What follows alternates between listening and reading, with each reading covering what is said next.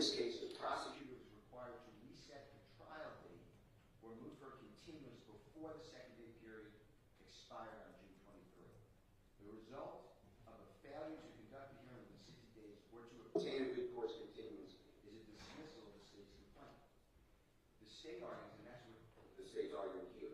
I'm reading again, quoting from Montel. The state argues that Roundsville waived his right to insist upon the 60-day statutory requirements because he initially requested a continuance, which I said I did not request a continuance, but. And this is what the court wrote. The state knew, however, before it scheduled the trial for April 24th, that the defense was not available then and had specifically asked for the trial not to be scheduled that day. Nevertheless, the state noticed the trial for April 24th, which prompted Roundsville to request a continuance to the next available trial date. Pre-admitted whether Roundsville request for a continuance acted to waive a trial for the first 60-day period. The evidence did not show that he waived the time of trial within the second 60-day period that had yet to begin.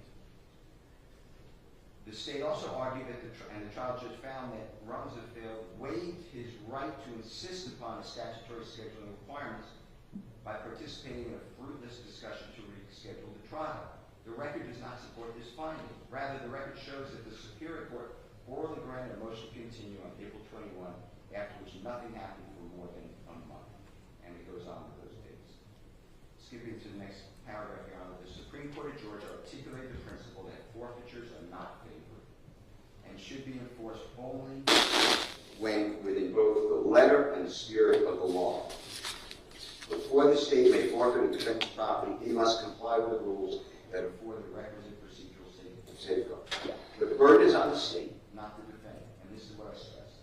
Thus, Roundsville is correct by asserting that it is not his duty to assist the state in depriving him of his property. The forfeiture statute requires the state to timely initiate the forfeiture action seized. Your Honor, what happens here, and I have three different ways to look at this, and each way I believe is the claim that Mr. Williams went. The first way is there's a stay in place. Signed report on March 17, 2025. The court, the parties, that we're going to have a trial on May 5. That stay is lifted, unbeknownst to me, but it's lifted on the first day of April 2025. That gives, if you use that date, that gives the state capital is out there. All of April going into May, and May going into June. So June 2nd would be the 61st day. There was no trial then. The state says that I waived it because of my conflict letter. The case law says I did not waive it. I then write to Your Honor the court for 60 days, and now I'm up in New York, and there's these great lawyers. It was an exceptional experience in my life. There's these great lawyers there, and it's different than all these other cases. I'm not the lead. I'm part of this team, and there are times that I just help people, and I don't have any witnesses, so I want to accommodate. I know the 60-day period, so I felt the duty. So I wrote to Your Honor the court, and I write to Your Honor the court, and I explicitly say that I'm available in May. Even if you go by the date of the stay as April 1, May 1, June 2nd, it's going to be the 61st day. I am alerting that I'm available in May. This is May 21, and I am available in June. Let me know. Nothing happens. The state, and I am not picking on the state, I'm just wait to the law. The state never advises this court, hey, we have a 60-day here, we need an order to continue for good cause. They're silent. The only one reaching out to court is me. I'm the only person. The state never initiates these communications. So to me, April 1 to June 2 happened, no trial. Yes, I had a conflict, but I had amended that conflict to say I can be here, and all that is in Exhibit D, my file. And I sent it to the prosecutor, and I sent it to Your Honor Court via email. What does happen, though, is Your Honor Court states, and it's my conflict. We're not going to go forward with me, and the court removes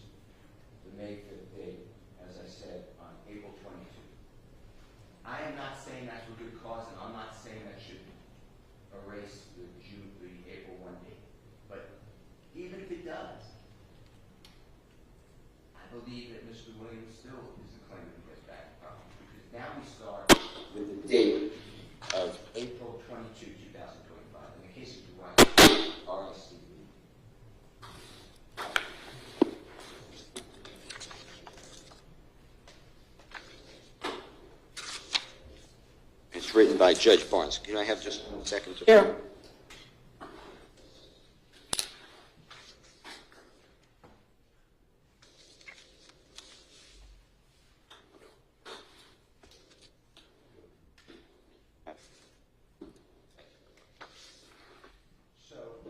And if the court, I did not cite this, I didn't do it on purpose, I just found it. That's fine. I don't have that case, so if you'll just give me the site, I'll pull it up on Lexis.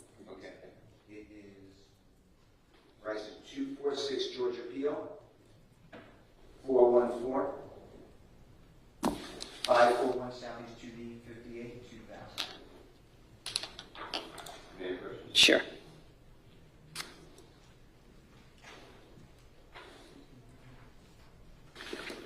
So the reason I thought Rice was important for this exercise, Your Honor, and on Division 2, the prosecutor was reading along, Your Honor, that's on page, at the bottom center, 3 or 4 in the copy of the report. And the Court of Appeals wrote, Division 2, although we have doubts about the propriety of granting an ex parte motion for continuance under these circumstances, we do not address. Slow down for me, please. Yes, ma'am. Something wrong. Sorry. Although we have doubts about the propriety of granting an ex parte motion for a continuance in these circumstances, we need not address that issue because we find that the trial court erred by denying Rice's motions to dismiss the forfeiture complaints. Even assuming that the grant of the continuance was authorized initially, more than 60 days had elapsed from the date the continuance was granted until the trial court denied the motion for reconsideration on September 14, 1998. So what I learned from that case is we then go, which makes sense, the 60 days doesn't reset, in our example, April 1, 2025 to June 2, 2025. And then the state gets from June 2 to July, or to August 2, 2025, because they would have additional more than 60 days from the date of the grant of continuance. So this really, that's what I thought, but this case really helped, that we do it from the date the continuance was granted. Well, the continuance that Your Honor was granted was on April 22, 2025. So if that's true, now we have April to May and May to June. So by June 23rd, 2025, more than 60 days have passed. That's June 23rd. The state did nothing in that period of time. I am announcing to the court I am available. The state is silent. It is their duty. Got safety protocols? Grainger has the safety pros to call. Shop our vast inventory of safety products at Grainger.com. Call, click, or just stop by. Grainger, for the ones who get it done.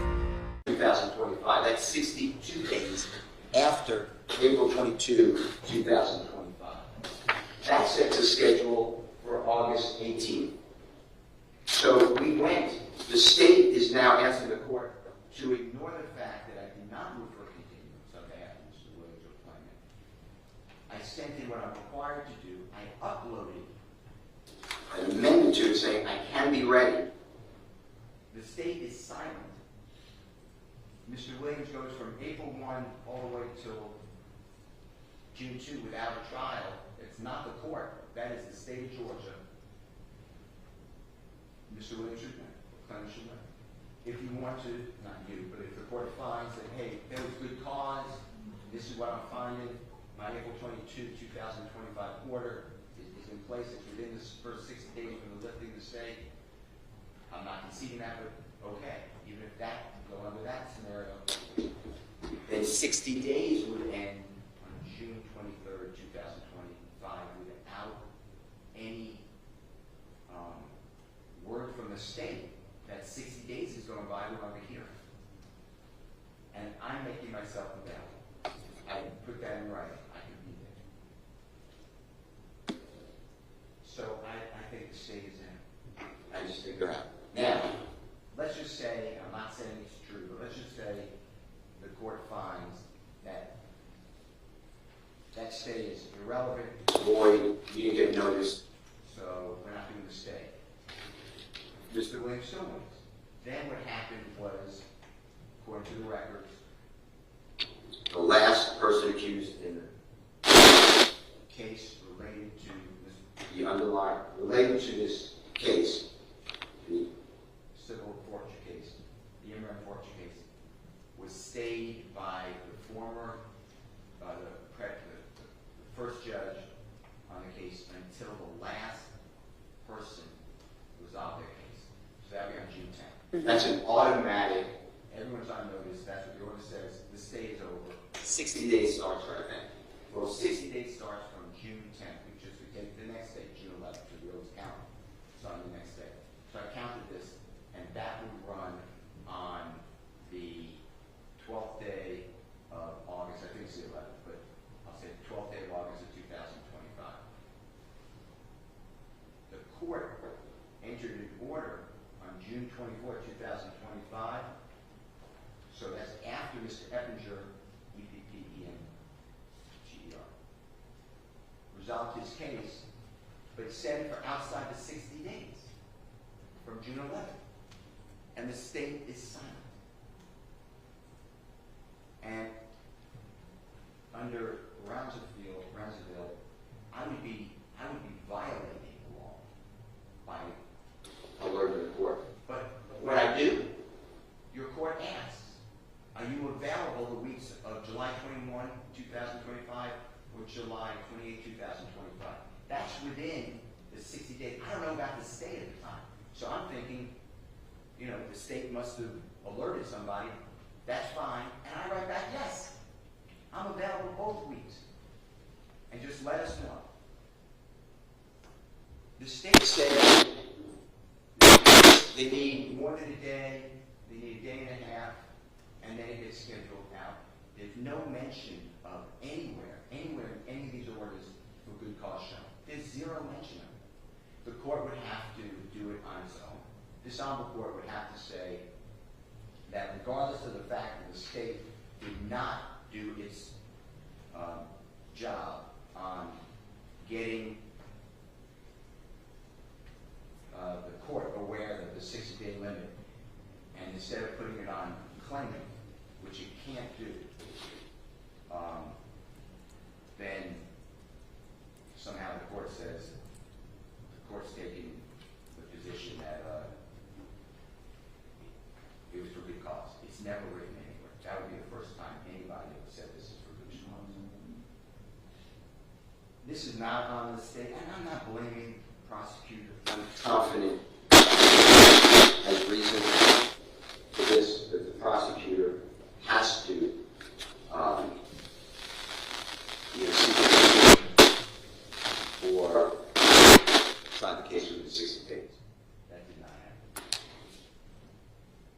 Your Honor.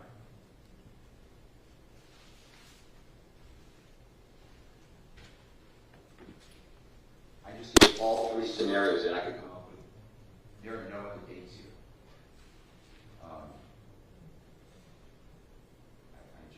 I found, and then the state, let me just address this. I did respond when I saw the date on June 24, 2025 being today, August 18th. I mean, it's just my nature. I did respond. It's thank you so much. See you all soon. The state says that thank you So much somehow is me agreeing or waiving my 60 days on behalf of Mr. Williams. I don't have to object. And I'll give you that case as well.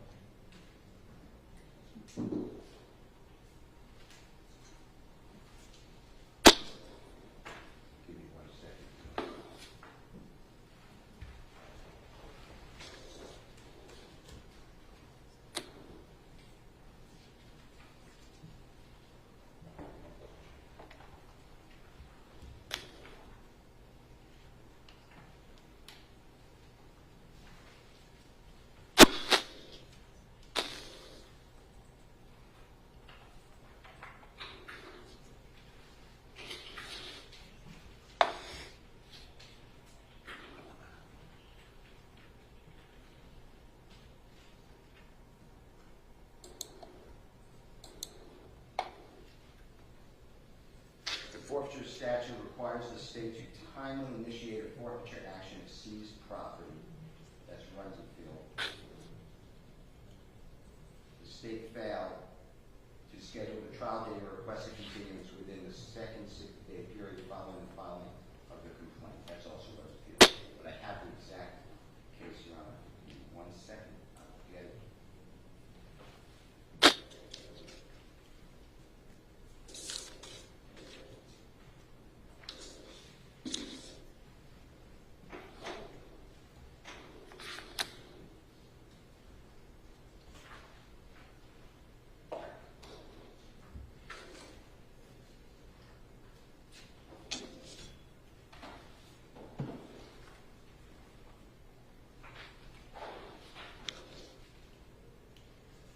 Goodwin, G-O-O-D-W-I-N versus State, 321 Georgia Appeal, 548-739 Southeast GD 814-2013. Would you like a copy?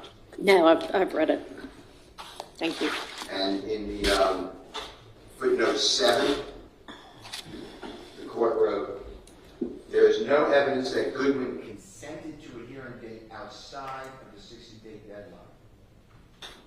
Rejected, and then it cites a Griffin, G-R-I-F-F-I-N, 250 Georgia Appeal at 9495 Division 1. Rejecting the state's argument that claimants waived their right to a speedy resolution of their property rights by failing to object when the hearing was scheduled on a date outside the mandatory 60-day period. You know, I would be doing Mr. Williams a disservice. Now, I did see it. I'm not trying to game anybody. I'm going by the rules. And I felt bad. I told Mr. Rude that. I told him, you know, I told him I can't think that you're out of time before I file that motion. I told him that. And I still think that. I will answer any of your questions, but otherwise, it's nothing to do with the facts of the case. It's just on this. Thank you, Mr. Steele. I have nothing to add, Your Honor. We'll stick by our response. I don't want to belabor that point by just repeating our response. Thank you. I do believe that it is correct that notification of a legal conflict does not equate to asking for a continuance. You know, I think counsel, we all feel like that people worked hard in good faith to try to find a hearing date, and we ended up with the hearing date of today. But the procedural rules and requirements of these forfeiture statutes are mandatory. The statutes are strictly construed against the state. There was no request at any time for a good cause finding to move the hearing outside of the windows that are statutorily required.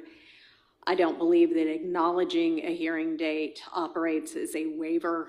The burden remains on the state the entirety of the time. And like I say, there was never any kind of request to the court to find a good cause based upon the hearing date being set for when it was. And I think that the court has no option under the case law and under the statutes but to grant this dismissal. So the dismissal is granted. And I don't know whether the state has any intention of appealing or not. And that's not a determination y'all have to make right now. But I would imagine if there is an appeal that the piece of property will be stayed until after that is sorted out. But at this point, that's the court's ruling. Thank you all.